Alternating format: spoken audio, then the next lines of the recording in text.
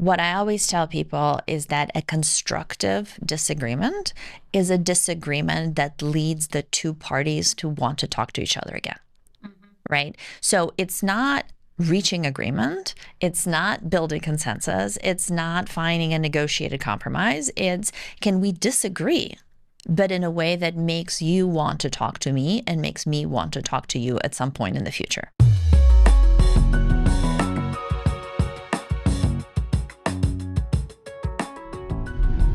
Today, we're speaking with Julia Minson of the Harvard Kennedy School. She's the author of the book, How to Disagree Better, and co-author of the HBR article, A Smarter Way to Disagree. Julia, welcome. Thank you. It's great to be here. So why do teams and organizations need to do a better job of disagreeing? Well, I mean, disagreement is such a crucial skill for any organization, right? The reason we bring people together into teams is because we want their opinions. If I didn't want another person to express their views, why am I paying for their presence in the room? There's a great quote by William Wrigley Jr., like the Wrigley Field and the, Wrigley chewing gum guy, who said, when two men in business always agree, one of them is unnecessary. Okay. And so what do teams normally get wrong? Is it they're not disagreeing enough or they're disagreeing in unhealthy ways? So, I mean, honestly, I think it's both because it's a system, right? So when we don't feel like our ideas are going to be received with appreciation, with receptiveness, we don't want to speak up. And so, we can advise leaders and team members all day long about how disagreement is important, but it's important in these like fairly abstract ways, right? Like it'll be good for the company, it'll be good for the team, but the cost to me as an individual, if I disagree with my boss or if I disagree with my team member, is very immediate and very real. And so people are always making this trade-off between, do I want to speak up for the good of the future and have a difficult and unpleasant and risky conversation right now? So there's a real tension there. Yeah. I imagine that personality differences and cultural differences also come into pretty significant play here also.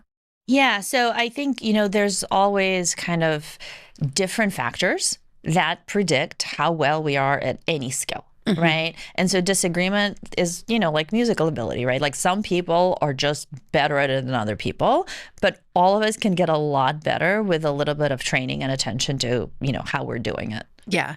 And so do you encourage the leaders that you work with to embrace disagreement, to sort of encourage it among their team members? So what I really work on with leaders is a skill set that I call receptiveness to opposing views. Mm-hmm. And it's basically engaging in any disagreement in a way that shows the other person that you're thoughtfully considering their perspective. Because I can tell you that you should disagree with me all day long. Mm-hmm. But if you work for me, you're going to say, well, does she really mean it? Am I going to get ostracized? Am I going to get kicked off this project, right? So I have to show with my behavior that I really mean it. And the way I show it is by, showing you that I'm really thinking about what you're bringing to the table and I'm really engaging with it instead of just saying, oh, you should disagree because disagreement is good for us. Yeah. Given that most of us probably do have a distaste for disagreement, particularly in workplace settings, and particularly in times that feel divisive. And so you don't want to bring that divisiveness to the office. What's the first step in just sort of overcoming that hurdle as a leader yourself? Even before you start encouraging it on your team, how do you sort of get into the mode of, okay, disagreement is healthy and I actually want it here? Leaders have a tremendous amount of agency and leverage by modeling the type of behavior that they want to see, right? So if I can change my own behavior to demonstrate receptiveness to opposing perspectives, then my team members see it. And it's really useful to model the behavior we want to see in very public settings, right? Because if I'm having a one-on-one conversation, then I have shown one person that I'm receptive to their views. If I'm having a regular, team check-in, then every Tuesday I'm showing 10 people that I'm receptive to their views. And so as I start showing and behaving in the way that I want other people to behave, then I am telegraphing to the world, this is the type of thing that's welcome here, and this is the values that we have as an organization. Yeah. So I definitely want to dig into sort of how you demonstrate receptiveness to others' views and opinions and disagreement. But first, let me just ask you, there are leaders who say, yes, I love disagreement, but what are the biggest mistakes that they make in modeling disagreement to others? Like, what are the problems that you see out there in the world? So I think people who say that they love disagreement, they probably do love disagreement, but they are not recognizing that they're a minority. Most people don't love disagreement.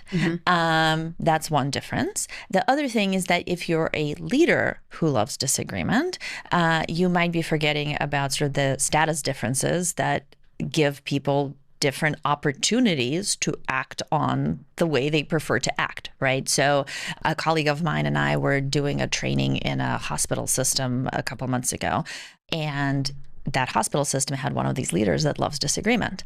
And then when we got there and we were talking to some of the other employees, fairly senior people, they basically said, look, when the executive team disagrees, it sounds like mom and dad fighting, right? And so the people who were in the position of power felt very comfortable with it, but everybody looking on didn't feel nearly as great about it, right? So that appreciating the fact that other people have different circumstances than you do and different preferences than you do, I think is a really useful thing to do.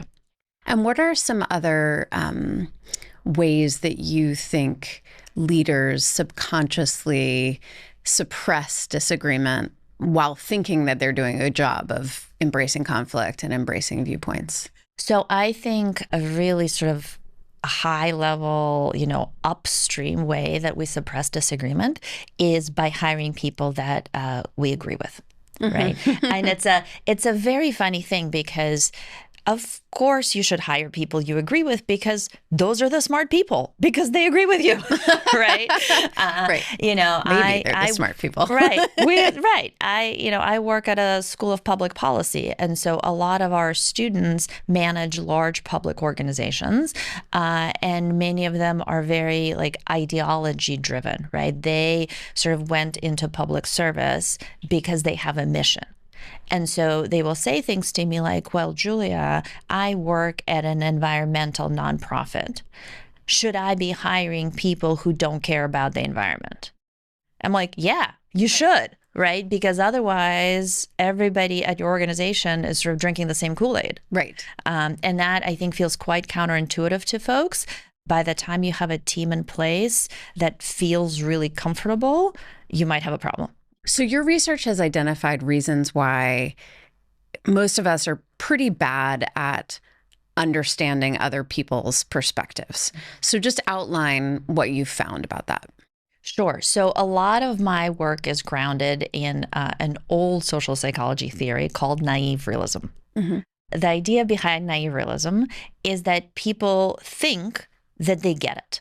They naively believe that their perceptions are a reflection of an objective reality, right? I see the world as it is. I am a smart, reasonable, good person who basically I'm with the program, right? And that makes sense because how else could you get through the world? The problem with naive realism is that when we encounter disagreement, we have to say, well, if I'm a smart, reasonable person who basically gets it, why are we disagreeing? And the obvious answer to that question is that the other person doesn't get it, right? And because they don't get it, I am going to fix them. Okay. Right. And of course, fixing then takes different forms. So sometimes you say, well, let me tell you how it really is. Let me show you the report. Let me show you the data. Let me give you the customer feedback. And then you will see that I'm right and you're wrong. Right. And that often doesn't fly because, of course, the other person, they also think that they get it.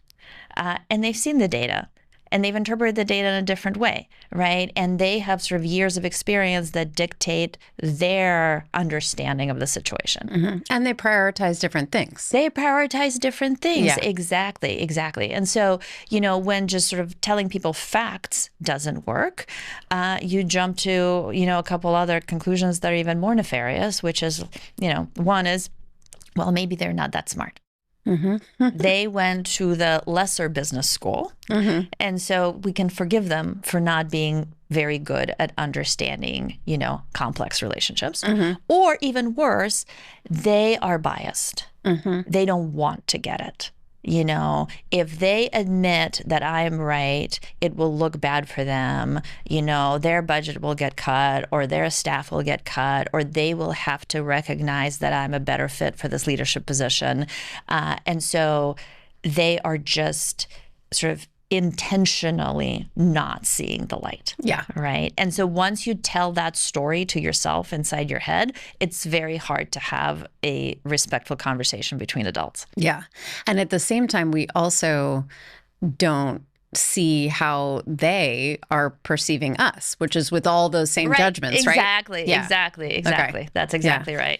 So one of the main points of your book and your article is that to disagree better, you need to focus on not your mindset or your emotions, but on your behaviors. We recently did a podcast with Amar Kaisi of Trinity University, who talked about the importance of positive intent mindset.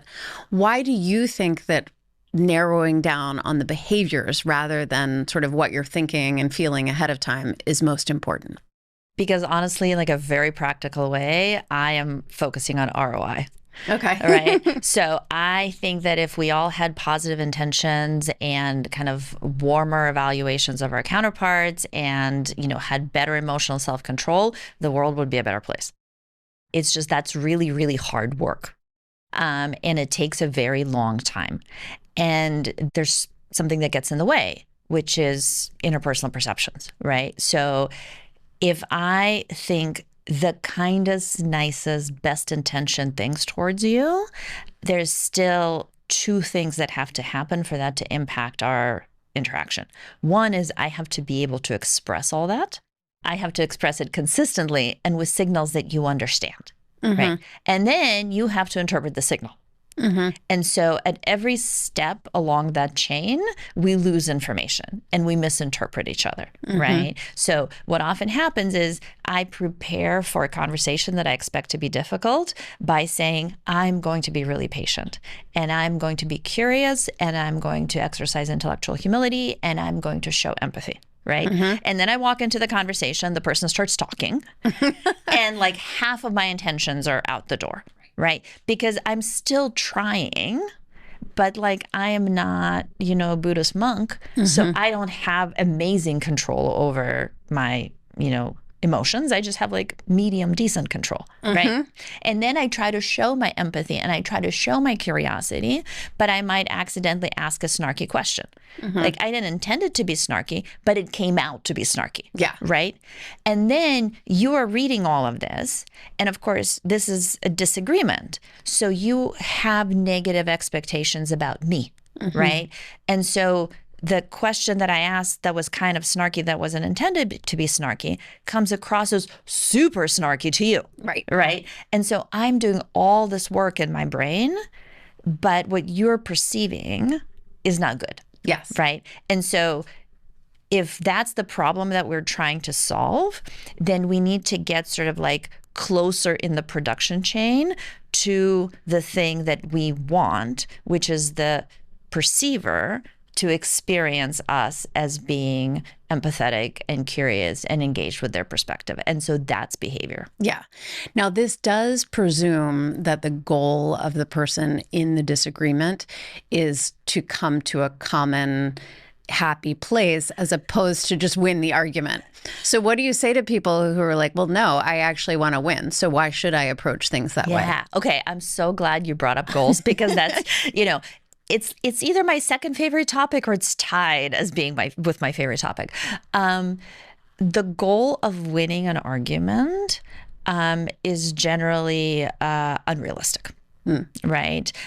When you are imagining your winning argument and the other person saying, oh, I'm sorry, Julia, you were right. I'm wrong. You're so smart, right? It's never going to happen. My husband's really going to enjoy this conversation, I have to tell you. Okay, go ahead. So because in any argument, again, the math is that both people are living that fantasy. Right. So at best, your odds are 50-50, which are not great odds, right? But in reality, most conversations, if a person feels like they're sort of being argued into a corner, they're just going to walk away, right? They're going to roll their eyes and they're going to say, I don't need this, Right. right? And I think that's something we often forget in conversations. It's an opt-in voluntary activity, right? And so if the other person doesn't like how you're treating them, the easiest thing for them to do is to just walk away. Yeah.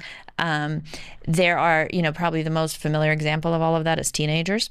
But there are a lot of settings. So, for example, in healthcare, if you're a healthcare provider and you're trying to persuade a patient to do something they don't want to do, get a vaccine or, take their, blood pressure medications or get a particular set of tests, if they don't want to do it, they will leave your office and they will just never show up again, right? And so that's the real risk. And so I think we need to be very, very careful and thoughtful about what our goals are, how realistic they are, and what they might lead to inadvertently. Yeah.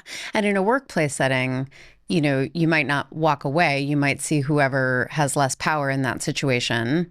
I mean, you would see a client walk away, right? Yes. But whoever has less power would perhaps agree with you and then walk away feeling hugely resentful, maybe talk about you behind your back, say you're a terrible boss, and then eventually leave, which is costly to the organization. Right. Yeah. Exactly. Okay. So when we talk about behavior change, what exactly do you want people to do? The kinds of behaviors we care about are behaviors that are visible and interpretable, right? So, there's all kinds of, behaviors I could be doing that you don't notice or you can't interpret correctly. And it turns out that the thing that is the most visible and the most interpretable in a disagreement is words. Right. Okay. So this is another place where a lot of my research sort of diverges from popular wisdom, which is that I think body language is not the thing we should be focusing on because body language is very easy to misinterpret. Right.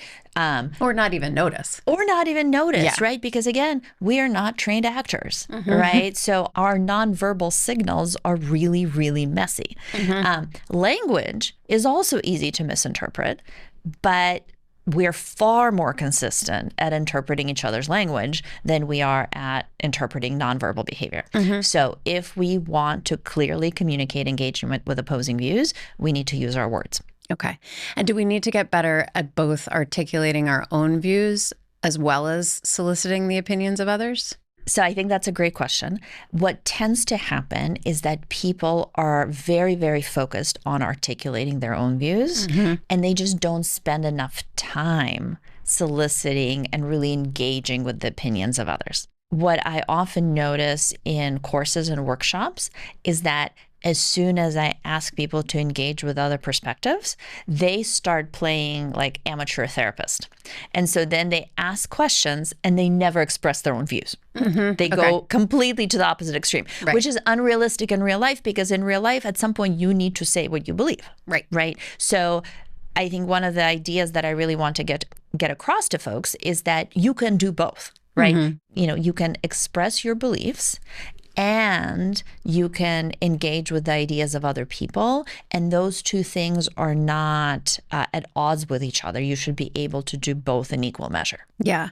And so how do you start training people to pay more attention to their linguistic behavior, to what they say?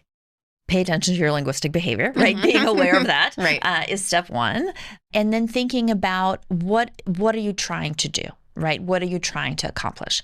What I always tell people is that a constructive disagreement is a disagreement that leads the two parties to want to talk to each other again. Right? So it's not reaching agreement. It's not building consensus. It's not finding a negotiated compromise. It's can we disagree, but in a way that makes you want to talk to me and makes me want to talk to you at some point in the future. And so if that's the goal, right? What are the words we use? Okay, so I'd love to walk through just a few role play scenarios here so our listeners and viewers just get an idea of what language you're actually talking about. So say I'm a middle manager who disagrees with my executive level boss on a decision. How should I approach that?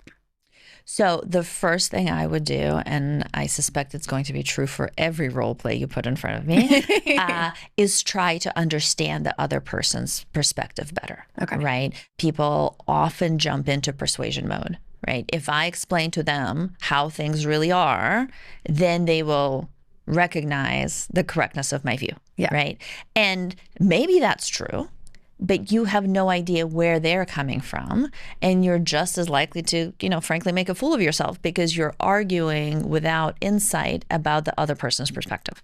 So I would start with really exploring the other person's view, which takes time and usually takes more time than we expect it to.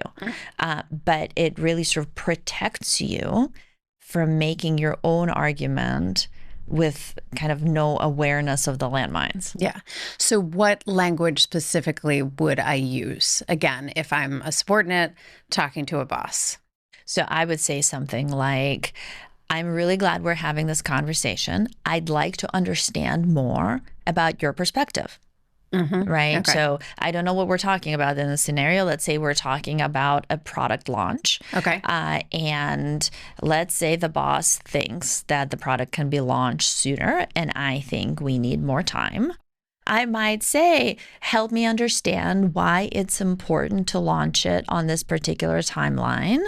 We, as the team, have some concerns about the timeline, but you have been doing this for a long time, and I'd like to hear your vision for how this can get accomplished, right? And you try to ask follow-up questions that, again, show curiosity and show your desire to learn about the other person's perspective. Because the big risk is that they're going to say something you don't agree with, something you see as unrealistic, or something you see as unfair to the team. And then you're going to start arguing, right? Like you went in being, oh, I'm going to, learn and I'm going to understand. But then as soon as the other person says one thing, you start arguing. Right. You have to be more patient. Okay. That's really hard, though. So if, my trigger is the boss saying, well, why wouldn't you be able to get that done in a week's time? And they're not respecting my opinion, how do I disagree better with them when they're not disagreeing better with me? Yeah. So it takes quite a lot of self-control. I absolutely agree with you there. It takes self-control and it takes time. I think about the goal of modeling receptiveness as sort of a North Star. And, the North Star is supposed to be your guiding principle that you don't get distracted from. Right. And what often happens in conversation is I go in with that guiding principle and somebody says, well, why can't you get it done in a week? And I get distracted by, that feeling of, oh, I'm being disrespected. Or let me tell you why we can't get this done in a week. Right. Yeah. Right. And so you really have to sort of exert some self-mastery to stick to the goal. Yeah. Right. And say, well, I have some concerns, but I would like to hear why it's so important to get this done in a week, right? What is at stake for the team, for you, for the organization? Maybe we can figure something out, but let's discuss sort of where we're coming from and what our priorities are. Yeah. Right. So don't take the bait, I guess is what I'm saying. Yeah. So I suspect that the scripts will all be the same for all other scenarios, but just if you're dealing with a peer or an employee on your team, it should all be handled in the same way? Yes, although here's how status plays into it. In some sense, the boss scenario, you have the least ability to just power your way through, right? Because in the end, the boss is still the boss. Right. So trying to understand and trying to really make that person feel like you're paying attention to their requests is a more sure way to get your way when you are the lower status person. Right. If you're the higher status person, you can just shove your way through. But then the risk is that you're now back to modeling the negative behavior that you don't want to take hold on your team. And you have just told the lower status person, there's no point disagreeing with me because I won't listen anyway. Yeah. Right. And so then they might treat their colleagues or their subordinates that way. Right. Or next time they observe something that's potentially catastrophic, they don't bring it to you because there was no point. Right. So when you're training people to do better at this, what does it look like? Do they do role plays? Do they memorize scripts? How does it work? Yeah. So what we do in workshops, we talk a little bit about psychological theory, right? Naive realism, the importance of expressing your desire to learn. And then we pair people up to actually disagree on an opinion they hold dear, which is hard, right? Because first you have to find out what people truly believe. So what we have developed is like a long list of issues that people can disagree about, right? And, on that list are sort of hot button political issues, right? On that list are sort of personal decisions like, should a person have children to have a happy and fulfilling life? On that list are managerial and leadership decisions. Can you fire an employee for what they said on social media, right? And we ask participants to give us their views, and then we match them with somebody they actually disagree with on a topic that's important. And then we put them through rounds of practice with the skills we give them to really sort of try it on. Very cool. When you've worked with leaders to do this, what improvements have you seen in terms of sort of how people perceive them, how their teams operate, even performance? We've actually done a lot of experiments where we look at how leaders are perceived who are more receptive. And it's a very interesting question because a lot of leaders are concerned. If I'm receptive to opposing perspectives, won't people think that I'm uncertain? Won't people think that I'm weak, right? That I sort of don't have the courage of my convictions. And what we find very consistently is that receptive leaders are seen as better leaders. Because people want to feel heard. And even if I'm giving sort of airtime to an opinion you disagree with, I am coming across as a more thoughtful person. I'm coming across as a better leader, even though I am talking to somebody you might not want me to talk to. Yeah. And then what about organization-wide? If a company would implement this, sort of every leader would model the right behavior, there might be training. What sorts of improvements would you expect to see? So I would expect people, first of all, to just be happier at work, right? Which matters because so much of our mental distress comes from conflicts we've had that we worry about having handled poorly or conflicts we anticipate. And if you know that you have a toolkit for handling disagreement effectively, it just reduces all of that sort of like mental angst. I would expect people to make better decisions because more voices are speaking up and every sort of, every fork in the road is really examined more carefully and more vocally. I would expect fewer disasters because when people speak up, they're more likely to say, hey, here's a risk of this idea. Maybe we should do it, a different way. So I think there's a tremendous amount of potential with honestly very little downside. Okay. And is there a person that you've worked with or seen in your own life? Because I think a lot of the pushback on this might just be like, that's just not like how I behave. So is there a person who you've seen just dramatically change the way they manage disagreement, like going from a yeller to a questioner? Is there a good example you have? Can I say myself? Yes, please. Yeah. So, I have to tell you, I'm a first generation immigrant from Russia. And so I come from a culture of people who are very, very direct. I come from a family that's very, very direct, and argumentative, and it's sort of like, I will tell you how to live because I love you and it's good for you. Right. Okay. And I identify with that. Right. So a lot of people at Harvard do. Yeah. And what I have found is that it leads other people to shut down. It doesn't matter how right I am, right?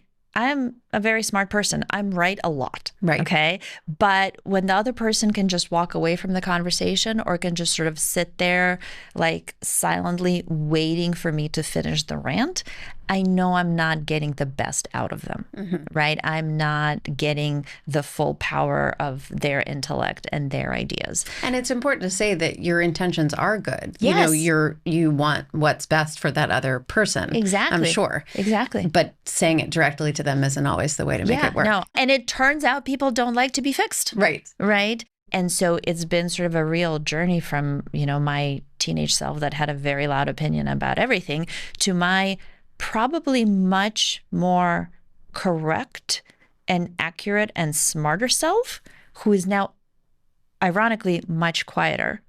Right? Like I know a lot more, but I say a lot less. Yeah. Interesting. Julia, thank you so much for being here. It's been a pleasure. Thank you.